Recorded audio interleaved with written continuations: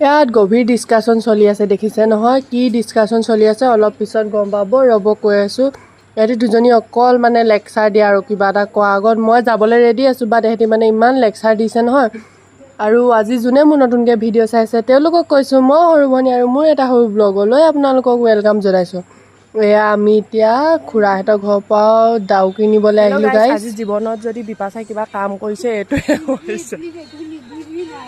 ডাউকি কেলৈ নিছোঁ জানেনে? ৰ'ব অলপ টাইম, আপোনালোকে এইটো বস্তু খাইনে জনাব হা। আমি মানে চাইছোঁ কোনফালে যাওঁ, এতিয়া হাবিও হৈ আছে, সাপ চাপো ওলাব বুলিও ভয়। এজোপা আকৌ টেঙা গছ, ৰবাব টেঙা। মোৰ লগত আহিছে মোৰ লগৰ 3জনী, এজনী জুনিয়ৰ হয়। এইফালে আমি আহিছিলোঁ গাইজ জামুক পাৰিব আৰু আঁঠুৱা চাঠুৱা লৈ আহিছোঁ চাব হা।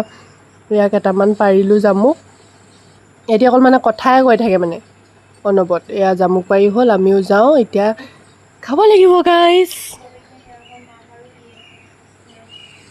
আমি হোষ্টেলত থাকিও যে এইবিলাক খাবলৈ পাইছোঁ আৰু এয়া কপাল গাইজ, আমাৰ কপাল। অকল আলু ভাতেই নহয় আৰু এয়া মই খাই লওঁ।